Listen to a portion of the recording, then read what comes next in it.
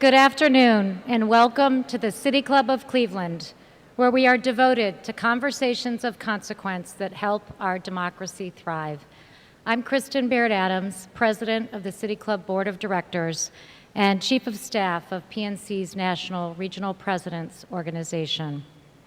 We are here for the annual State of the Schools address delivered by Cleveland Metropolitan School District CEO Eric Gordon. Our thanks to supporters of today's program, including our friends at Key Bank and my colleagues at PNC, who together serve as presenting sponsors. We are also grateful to the Good Community Foundation and Cleveland.com and the Plain Dealer for their support of the critical dialogue we will have today.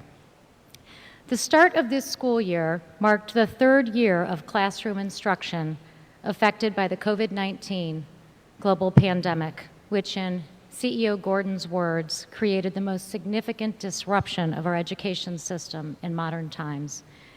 Here in Cleveland, when the schools first shut down in March of 2020, CEO Gordon and his team rose to the challenge to bridge the digital divide, ensuring connections for nearly 38,000 scholars, and renewed their efforts to more boldly than ever before address the harsh and unacceptable realities of the many other inequities facing CMSD scholars and their families. It is those very challenges that are at the heart of CEO Gordon's efforts to bring about genuine change by building a more fair, just, and good system of education for every child in Cleveland. Profound challenges face the district in its efforts to achieve this vision, but there is good reason for optimism, including Cleveland's long-standing track record of powerful public-private collaboration, rarely seen in other communities across the country, renewal of the school funding levy, the continued progress of Say Yes Cleveland and Pre for CLE, and the American Rescue Plan Act, which included the largest ever one-time federal investment in K-12 education, with the goal of helping address disparities we see in our community and across the nation, and of course, the sheer grit and determination of this community. So how do we build a more fair, just, and good system of education for every child in Cleveland? Today, CEO Gordon will share with us more on his vision to do just that, and the challenges and opportunities our district and our community face along the way.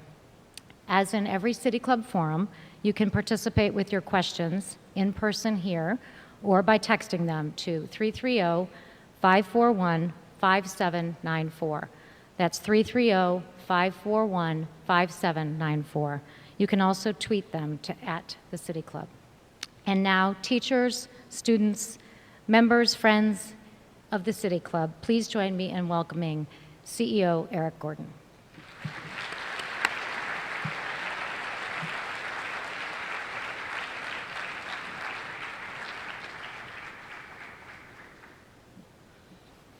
Good afternoon.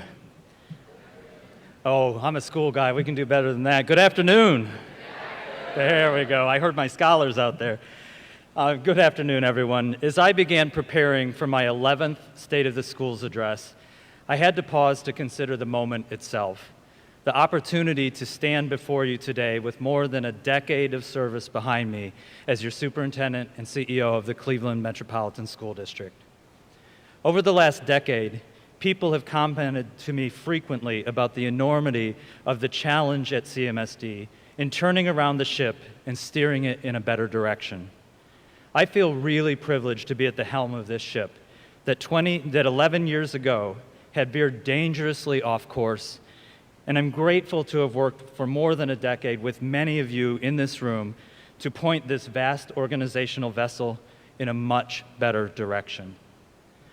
Over the last decade, we have celebrated continuous gains and record-breaking graduation rates each year under the Cleveland Plan, while mapping a clear course for closing and in some cases eliminating achievement gaps, and for demonstrating growth and improvement that far outpaces the rate of growth of most school districts in Ohio and across the nation.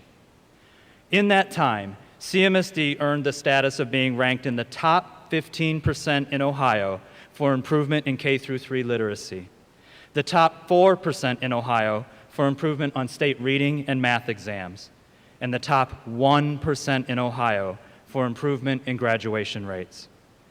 In fact, our 80.1% graduation rate makes CMSD the fourth fastest improving district in Ohio.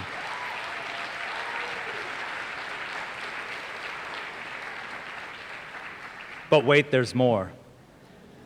Our 80.9% graduation rate for African American students and 82.6% graduation rate for Hispanic students means that our children of color in the CMSD graduate at rates nearly 6 percentage points higher than their peers statewide.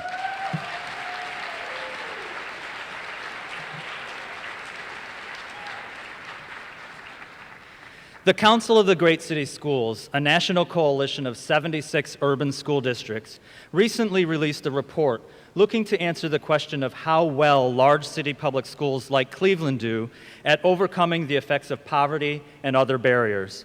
They used data from the National Assessment of Educational Progress, NAEP, also known as the nation's report card. This report, entitled Mirrors or Windows, asked the tough question of whether urban school districts like Cleveland are windows of opportunity to help overcome or mitigate poverty and other barriers, or whether they are simply mirrors of society's inequities. This report found that Cleveland is one of just 12 cities that was identified as having beat the odds for our students on each administration of the NAEP over the last decade, and as only one of 6 school districts in the country that consistently improved our performance every year over that 10-year period.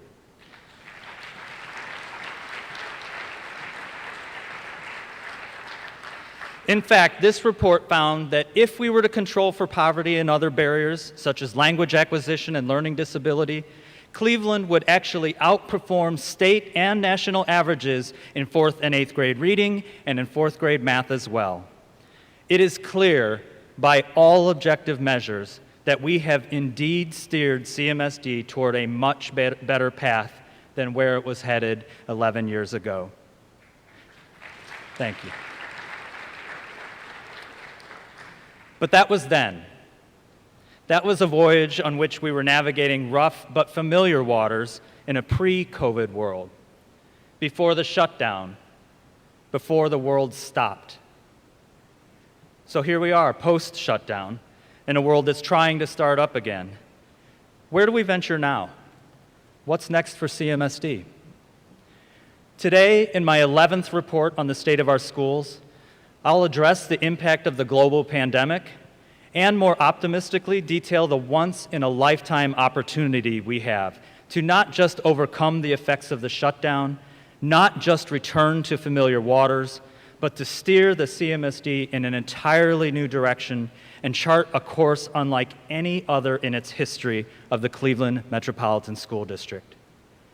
Before I do so, I do want to take a moment to recognize a number of people in this very distinguished audience of educators, families, partners, stakeholders, and supporters of the Cleveland Metropolitan School District. First, to Dan Moulthrop and his City Club staff, along with the City Club's partnership with IdeaStream Public Media, who together have made it possible to not only present to those in this room today, but also to broadcast this State of the Schools address to our entire community. Thank you to the City Club and to IdeaStream both.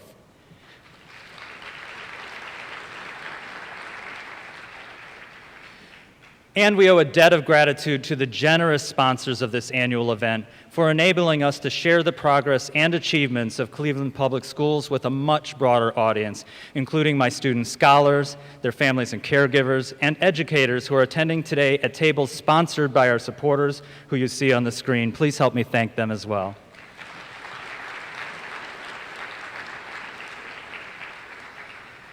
Mayor Frank G. Jackson, in his 4th and final term as mayor of Cleveland, will forever be remembered for his visionary leadership of the Cleveland Plan that propelled our district on a path of continuous improvement, gap closing, and record-breaking academic success.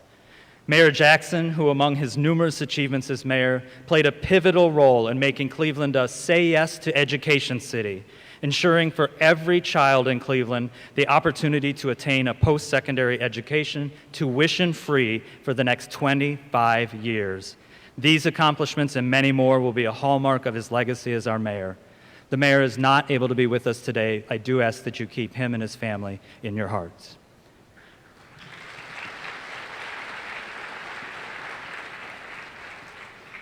Mayor Jackson and the City of Cleveland have also been ably represented over the past 14 years by the Mayor's Chief of Education, Dr. Monica Price. Monica is here. Please stand so we can thank you for your many contributions over the years.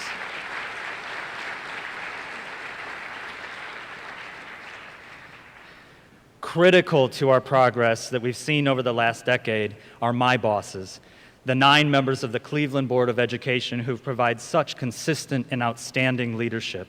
Our board is known and has been recognized nationally for their unparalleled service and dedication to Cleveland's public schools. With us today are Board Chair Ann Bingham, Vice Chair Robert Hurd, and board members Sarah Ellicott, Denise Link, and Dr. Nigamith Schroeder. Please thank the Board of Education, my bosses, for allowing me to do this work.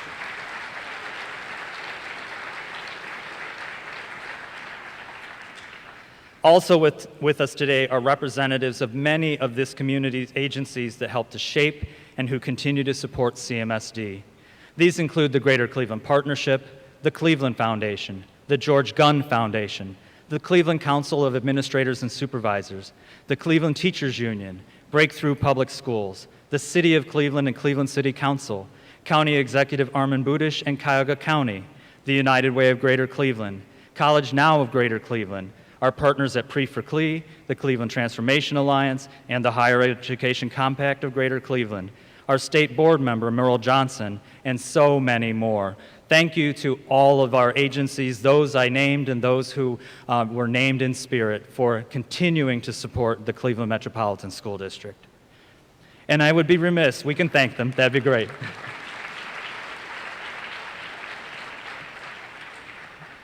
And I would really be remiss if I didn't recognize our amazing CMSD students, their parents, and our incredible educators of all roles, whose tireless dedication to our students and families have led to the successes of the last decade. Many of those students, families, and educators are here today. I'm going to ask all of my students, my families, and my educators to please stand for a well-deserved recognition.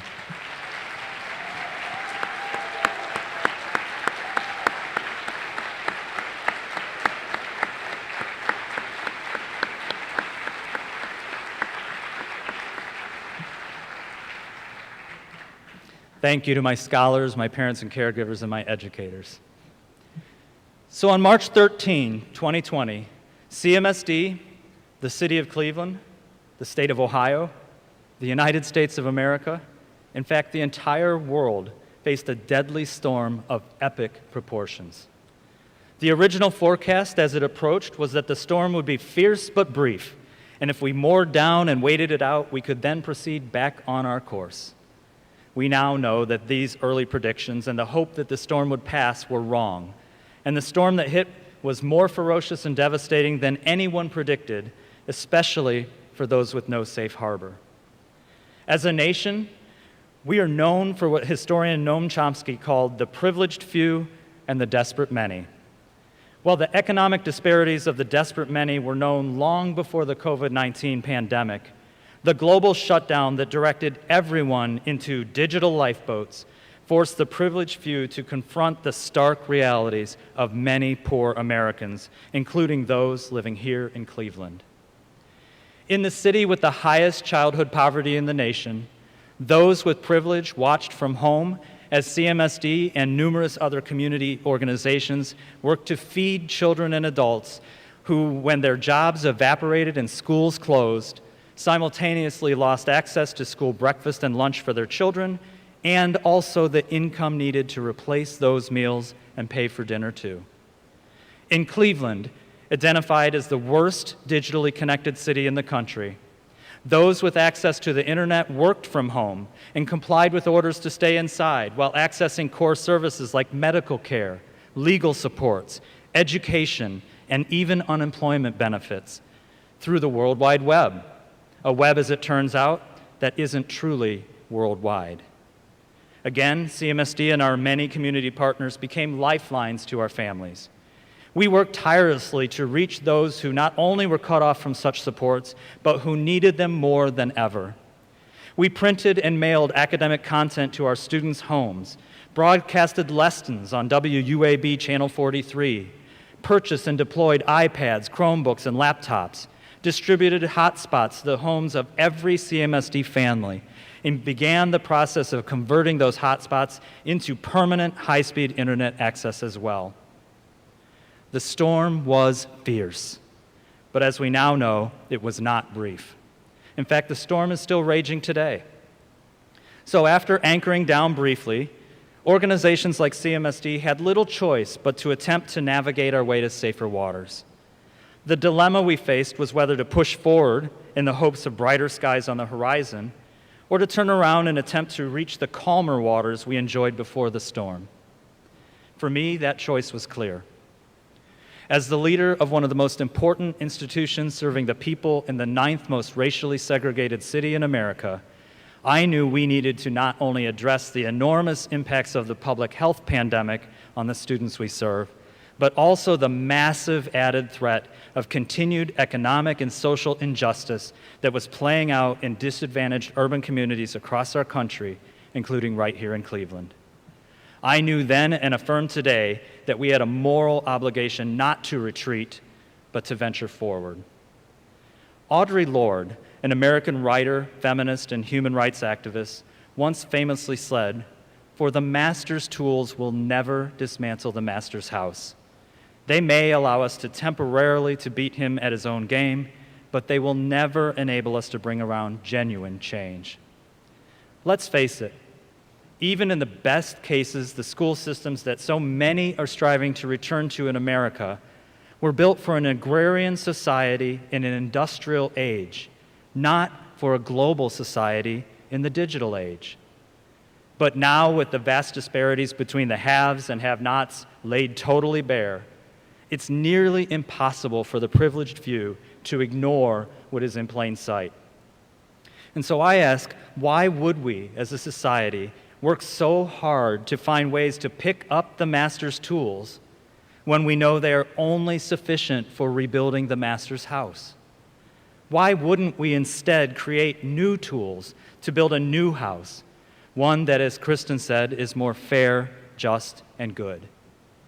I mentioned earlier that CMSD had proven over the past decade that we were able to sail a strong vessel through a number of storms, arriving at better destinations.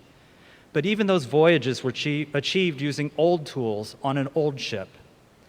The question today is not if we can build and sail a strong ship, but what kind of ship we should build and where we should sail it. The question is, how do we emerge from this pandemic and position the Cleveland Metropolitan School District for the future? To answer these questions, the state of Cleveland's public schools and our vision for the future of CMSD must be about far more than simply correcting for the setbacks our kids experienced in the shutdown. And it must be about far more than simply getting kids back on track for where they would have been in an antiquated system that was dismantled by the pandemic.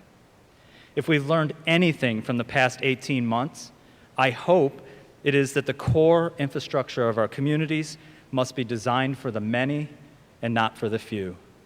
And that, as examples, the people of the world's most wealthy nation shouldn't have to rely on their schools to meet their basic food needs, or that these same people should have access to affordable, high-speed internet access as a public utility, deemed every bit as essential as heat, electricity, and water in a global society that requires connection through a digital world for people to function and thrive. It's actually ironic that a century ago, the Spanish flu epidemic of 1919 resulted in another previously unaffordable luxury called electricity becoming a public utility available to all when that pandemic ended. I watch and wonder whether local, state, and federal leaders will once and for all eradicate this enormous yet easily fixable disparity, even as we tackle more intractable disparities like food insecurity or the quality of the educational experiences that most disadvantaged people in our communities experience.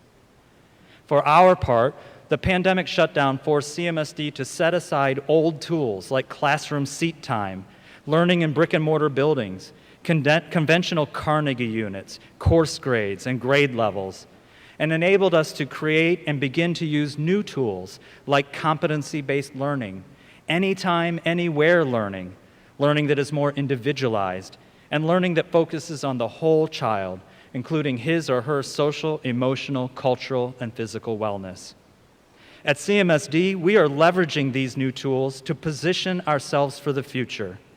It's our vision in a post-pandemic world that in pursuit of a more fair, just, and good system of education, each of our learners, both each of our scholars and each of their educators, will be individually and collectively engaged with intellectually complex tasks that are worthy of their productive struggle, and that these tasks allow our learners authentic opportunities to demonstrate their work and their learning of both their academic content and their transferable skills in a joyful and adventurous environment.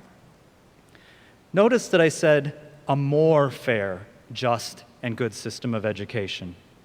I fully understand that my educator colleagues and I alone cannot eliminate all of the injustices our community has and will continue to face. But that does not mean that we don't have an urgent responsibility to dramatically reduce those inequities. Notice also that I said each of our learners. This is not just our vision of a more fair, just, and good system for students. It's what we expect for everyone in a curious organization of dedicated people who are always learning and improving together, whether you're a student or an adult. In our vision, I shared that our learners should be engaged in intellectually complex tasks. In education, we often call that rigor, but there's actually an important difference. If you look up the definition of rigor, you'll find it is described as scrupulous accuracy or adherence. But how does one describe scrupulous accuracy or adherence in our everyday work? An intellectually complex task can be described in plain words in which learners know exactly what they are expected to do.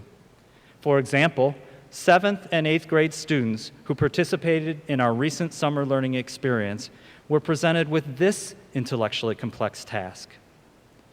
The city of Cleveland has had a declining population for many years. There's been a revitalization effort over the past few years to bring the city back. Your job is to evaluate this effort and report to the Departments of Economic Development and Community Development. After conducting observations in your neighborhood and comparing it to observations made by other students in different neighborhoods, your team will identify one revitalization effort to dig deeper into and evaluate. You will then make a recommendation to how to revitalize Cleveland. You'll also notice that our vision doesn't say real world. The real world is certainly important, but it's only a subset of where learning can occur. If Gene Roddenberry hadn't written about a faraway future where people flipped open radio devices to talk to each other across the galaxy, where starship captains touched glass screens to operate their computers, and where people simply called out to their computers with questions the computer answered back to them, you might not be tweeting messages about this speech to @Eric Gordon _CEO and @the City Club on those smartphones you're using today. And don't forget the hashtag #CelebrateCMSD. The trick of these intellectually complex tasks is to go beyond the intangible definition of rigor while exploring the world not only as it is today, but as we would hope it to be. But to do that, these tasks have to be worthy of our productive struggle. We have to want to work together in our group to figure out the solution.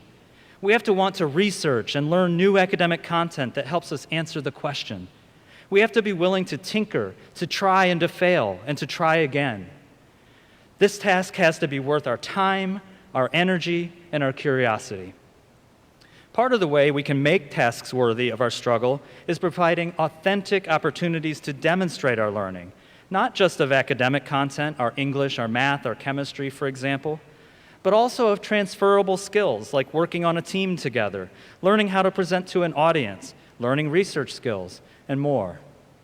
In the work environment, you often see these demonstrations of learning manifested as presentations of your team's ideas, or prototyping a new idea in a medical lab or on a fabrication floor. In a restaurant, it might be the taste, quality, and presentation of the meal you've prepared for your customer. In the arts, it could be juried competitions, performances, gallery exhibits, and more. Like these authentic demonstrations of learning happening in the world around schools, we must also present our learners with opportunities to demonstrate their learning in authentic ways in school as well.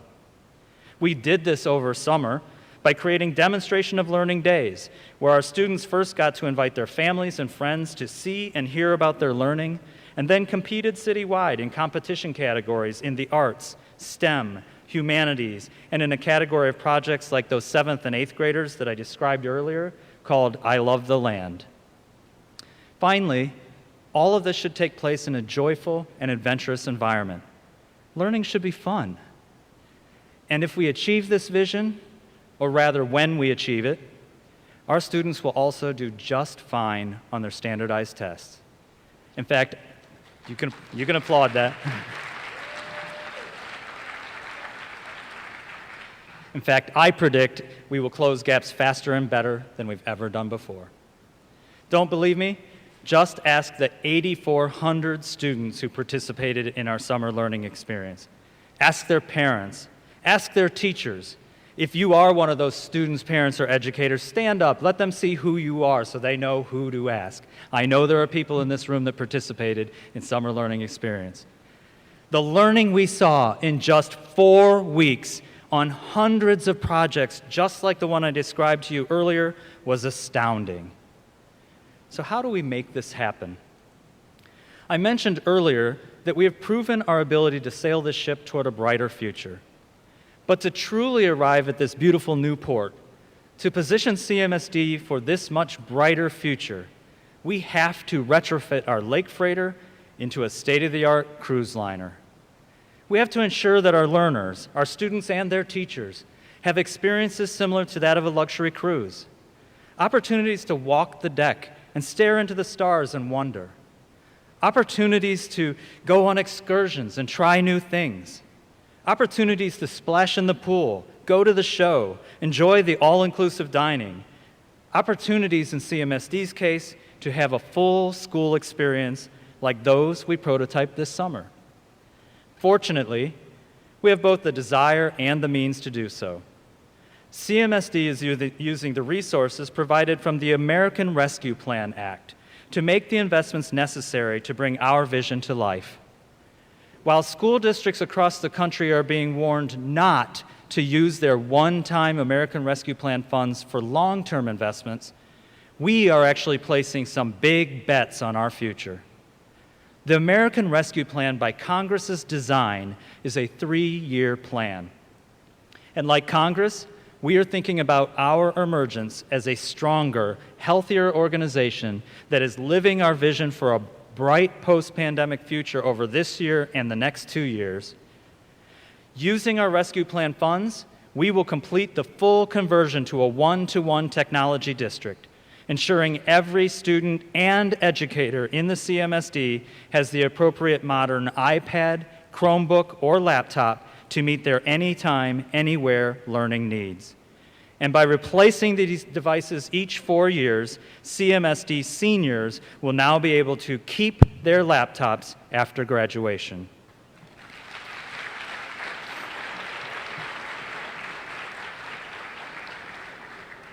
Beginning this year, every CMSD campus will have a full-time health professional focusing on the whole child's learning needs.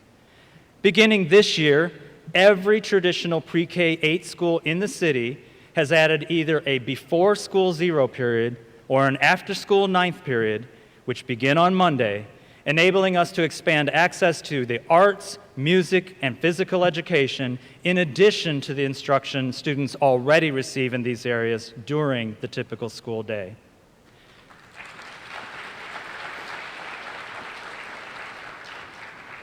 Over this year and the next, CMSD will convert each of our library and media centers into modern community college and career hubs, cyber cafes open to students before and after school and during their lunchtime, in addition to during the school day, ensuring access to a modern library media collection while also providing a one-stop shop for students to sign up for clubs and activities, access services and supports like their Say Yes Family Support Specialists, explore their career interests and aptitudes as part of our new PACE Career Exploration and Planning programming, get help with college applications, essays, and scholarships, or just to hang out together to work on those intellectually complex tasks.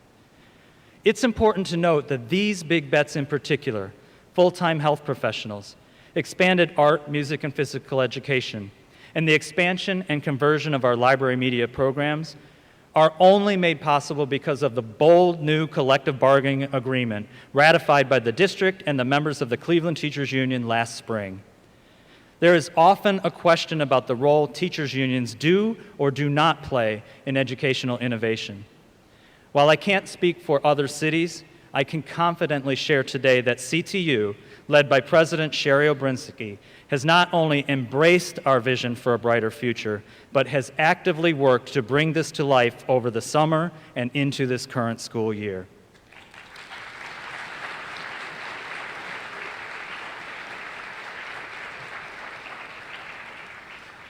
With the American Rescue Plan funding, we can, at a critical time for CMSD, bring these and other big bets to life over the next 3 years. But unlike many of my counterparts across the country, I'm able to make these bets because of the incredible support of this community. By passing Issue 68 last November, Clevelanders have created a stable financial condition that allows us to make these investments and show our community what their schools could be, both in the next 3 short years and beyond. I urge Clevelanders to visit our schools and participate in the many authentic demonstrations of learning that our learners will be engaged in.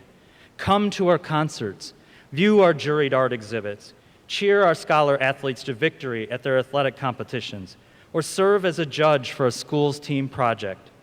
And look for us in the community, installing our works in libraries and community centers, and activating our anytime, anywhere learning. You will see your Issue 68 tax dollars hard at work. Our people have suffered throughout this pandemic. They deserve more than we've ever delivered to them, and CMSD is better positioned than we've ever been before, and that we may ever be again, to give them more. If we've done nothing else in my last 10 years as your CEO, it is to prove what's possible if we envision the future and build it together. Today, and in the days to come, I invite you to join us as we set sail on this brand new CMSD experience, an experience like none in the history of the Cleveland Metropolitan School District, and a life-changing experience for our kids, our school community, and our city. Before I conclude, I'd like to thank Jo Byrne, our cruise ship director, so to speak, who donated her time and her talent for free to create the amazing graphic recording that mapped out our journey today. And a special thanks to Ben Dreher, CMSD's TV station manager, who served as first mate, graphically bringing our journey to life. And to Roseanne Chick Canfora, my helmsperson, my navigator, who has worked with me side by side to craft each of my State of the Schools addresses for the past 11 years. Thank you, Chick, for your service to CMSD.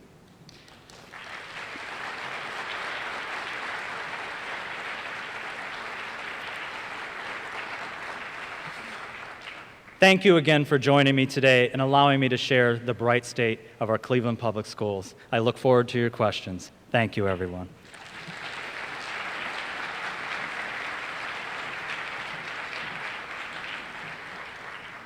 Today at the City Club, we are joined by Eric Gordon, CEO of the Cleveland Metropolitan School District, for his 11th annual State of the Schools address. We are about to enter the Q&A portion of our program. For those of you here in person, if you would like to ask a question, please line up behind one of the designated microphones. We ask that students line up to the microphone on the left side of the room and our other guests to the microphone on the right. As a reminder, please keep a 6-foot distance between yourself and those around you while waiting in line, and please have no more than 3 people waiting in line at one time. For our virtual listeners, if you have questions, again, please text them to 330-541-5794. That's 330-541-5794. You can also tweet them to @TheCityClub, and we'll do our best to work them in.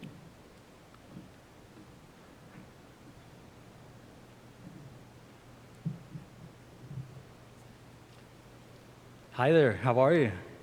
Hi, I'm good. Good. Can you tell me your Hi, name? I'm good. My name is Logan Williams, and I wanted to know what are some plans that you have investing into the gifted program at schools? Also, how do you plan on helping students that fell behind during the pandemic? Thank you, great question. The hardest questions always come from our students. This is a Wade Park scholar here. So the question is about both gifted programming and catching up, right? Yes. So we are approaching it as a district, not just me, but your teachers and our educators. There is 2 kind of philosophies in education. One is, today is September 22nd, here's where you're supposed to be, you're behind, so we're going to shovel a whole bunch of remediation at you. We're going to pull you out of class, we're going to tutor you, we're going to try to catch you up for all the work. And it starts with a position where you as a student don't know the content and are put into what I call a frustration space of how can I do this when I don't know. Our philosophy is to figure out where you are, what do you know, and leverage that asset. So maybe you should read at the 5th grade level and you're reading at the mid-4th grade level, then let's start there and let's put books that you're really interested in and make you want to read and get you reading so that you skill up really quickly because you start from a place you know. That's our philosophy and what you'll see across the district, which is why I described those projects that let you enter, whether you're gifted or whether you're a struggling student or reluctant learner, you can all engage in that project and you each get to start from your strengths and accelerate from there. And that's what you're going to be seeing very differently in this school year with mini projects that are actually launching next week and expanding throughout the year, and what you'll see differently from districts across the country. So you're part of doing something great. Thanks for your question. Thank you.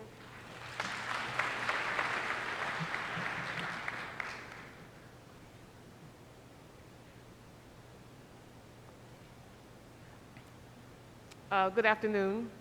Good afternoon, Ms. Johnson. My name is Merle Johnson. I'm a member of the State Board of Education.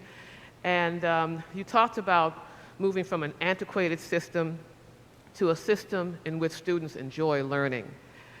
There's 2 bills now, 322, 327, that would make the enjoyment of learning impossible for our students because they would censor our educators from teaching the truth about our history, talking about race, equity.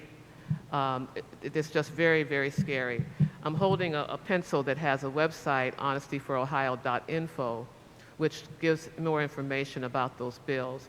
My question to you is, what are your thoughts on those bills? Yeah, thank you. It's a really important question. So first of all, at the heart of this is a scare tactic, and we just need to name that there's a scare tactic. It's a scare tactic to weaponize something called the critical race theory.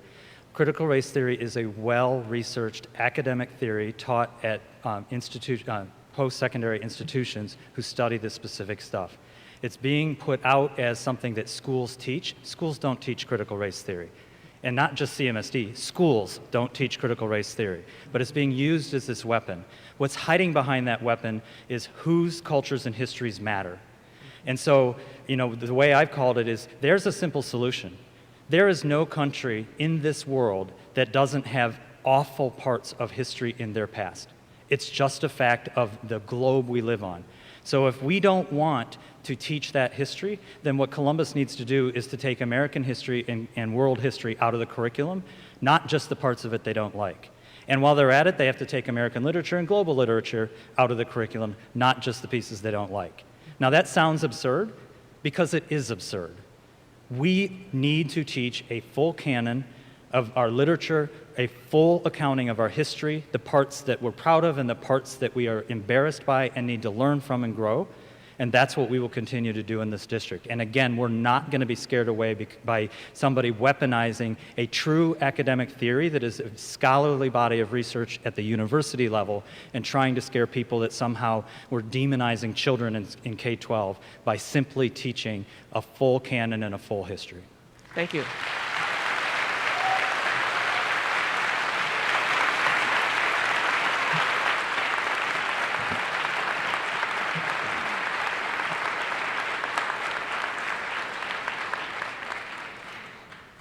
Hi, my name is Layla Harden, and my question is, what workshops have you put in place to help my teachers' professional development?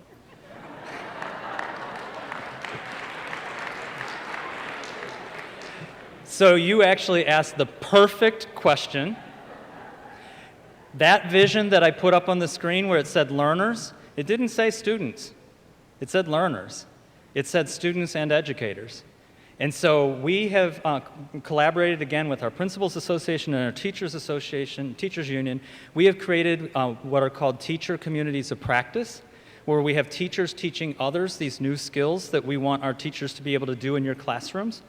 We've declared a space of safe practice. You are not going to be evaluated while you practice this new skill, just like we want your teachers to do with you when you're trying a new skill.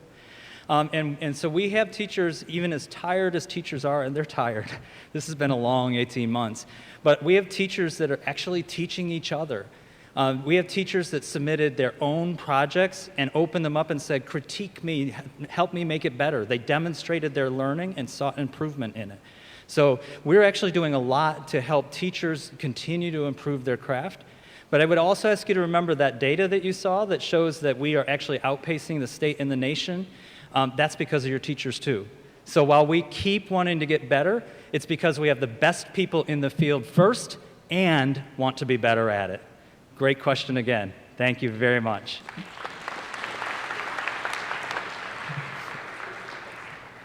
Hi, I'm a former student of CMSD. I'm currently a SAS scholar at Cleveland State University.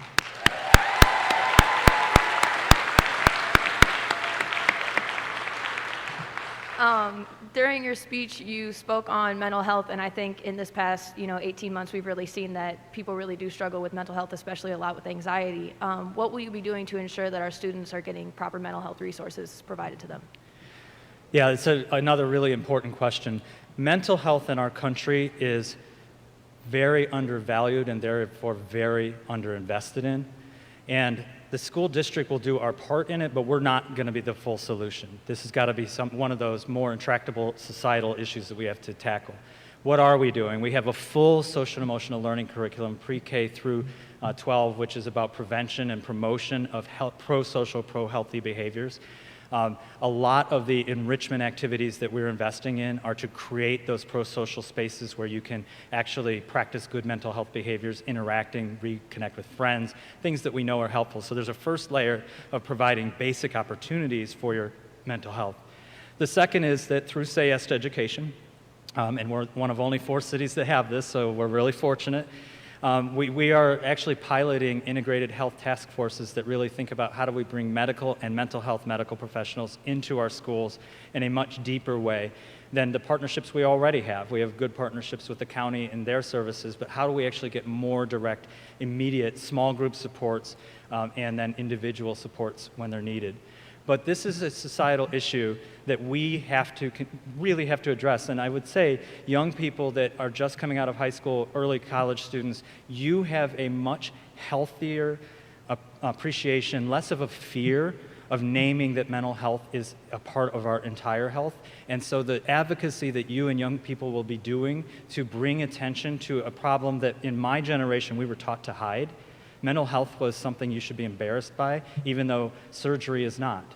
Well, we have to think about our whole health as not an embarrassment, but is important. And you and your peers continuing to raise this question and advocate, and as you grow, really call on our society to make it an important part of our society will be the long-term solution as well. So we'll do our part, but don't ask me the question, ask everyone the question. Don't stop asking the question. Thank you.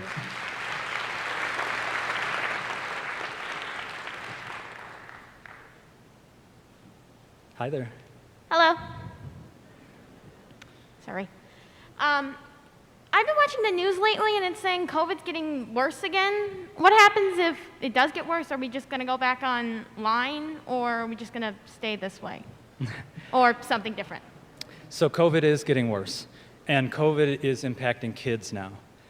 We have a kindergarten student who's hospitalized right now.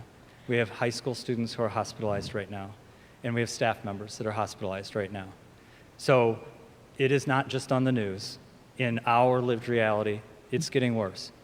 The good news is that we have had so far almost 400, maybe now over 400 cases identified this school year of students or adults with COVID. Those are the ones that told us. There are others that don't tell us.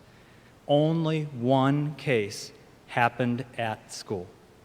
That's because you and your peers and your professionals are wearing their masks, doing your temperature checks, keeping and sanitizing, hand washing, staying 3 feet apart where you're able to do so. We're fogging our classrooms and buses.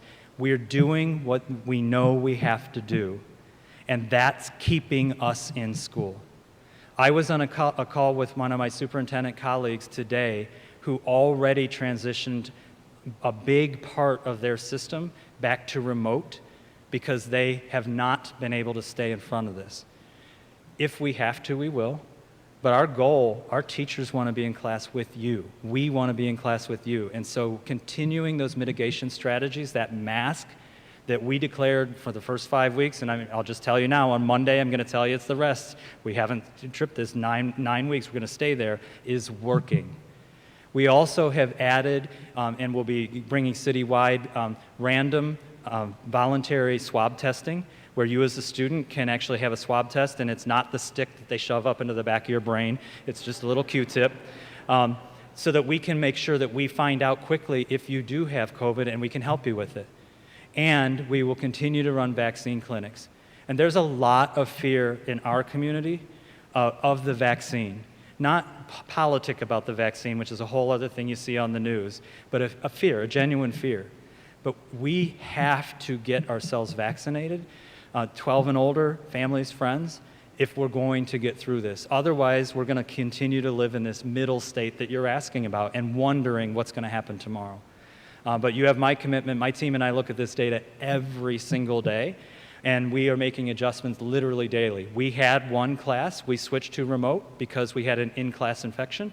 They did their 10 days. They're back in school. If we have to do that for a school, we'll do it. But our primary goal is keep up the prevention, keep up the mitigation so that we don't get there. So good, great question again. Thank you.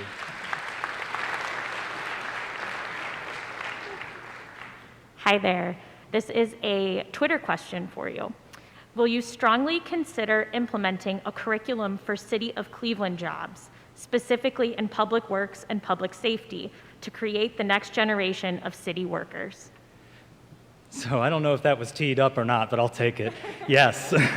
So next month, we will be announcing the conclusion of 2 years of work to construct a career-going curriculum, 6th through 12th grade, that is partnering with employers in the high-yield sectors in Cleveland. So this includes advanced manufacturing, the healthcare sector, the construction trade sector, IT sector, the core services sector like the city sector. We're getting interest now from banking sector and many others, where from 6th through 12th grade, students will be exploring their career interests and aptitudes. They'll get a breadth of exploration and a depth.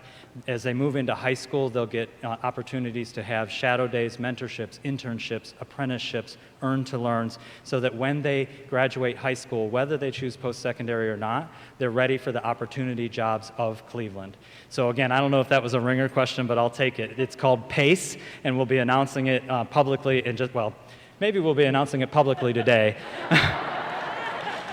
Coming soon.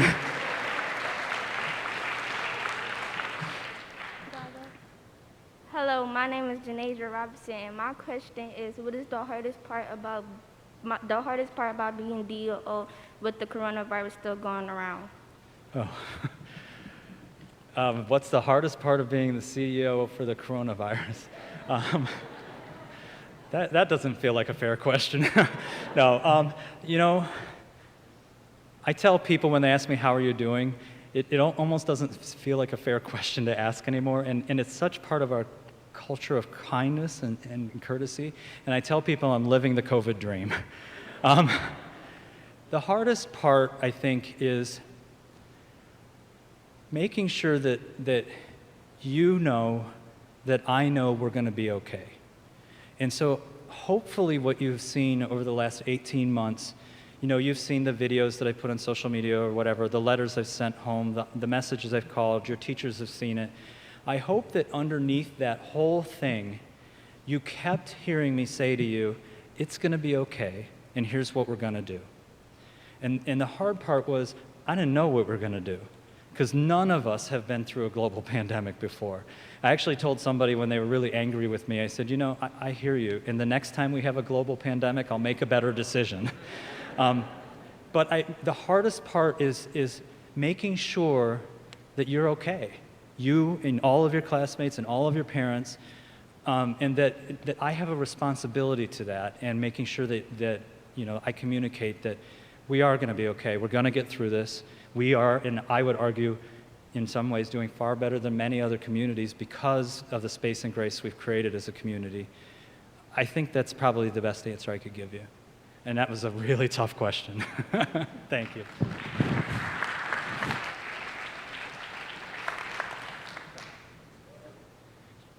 Hi, my name is Jeriani Dominguez, and my question is, how hard are some of the decisions you have to make?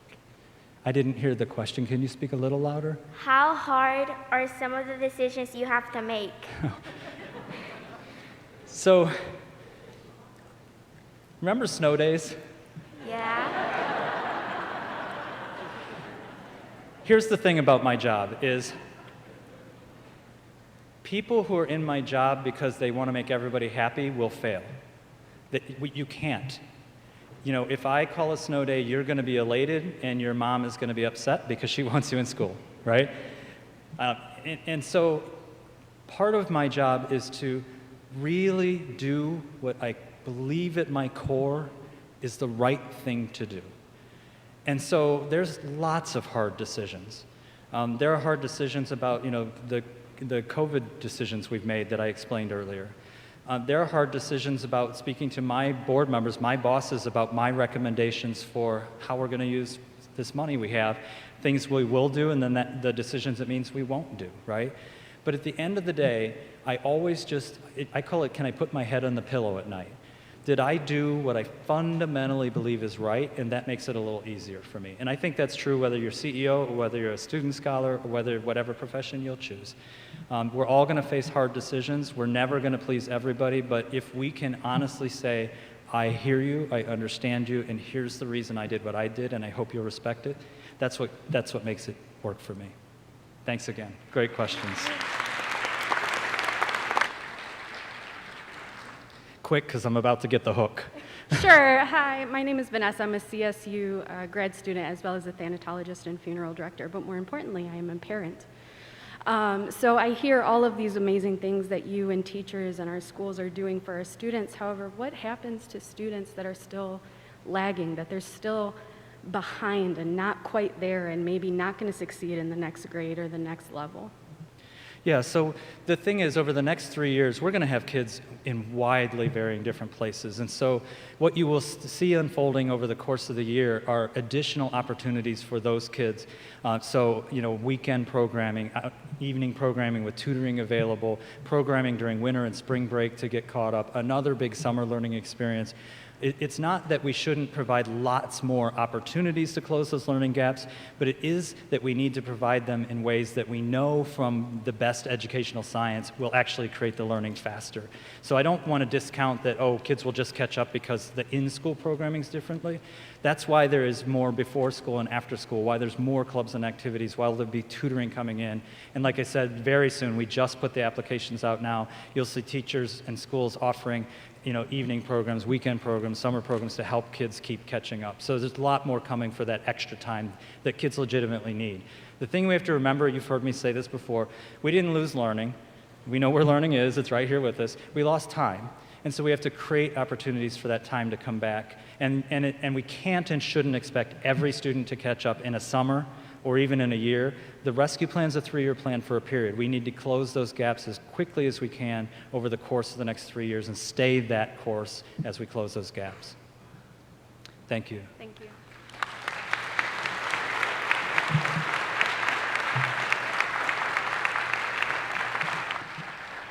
Thank you for joining us for the annual State of the Schools address featuring Eric Gordon, CEO of the Cleveland Metropolitan School District.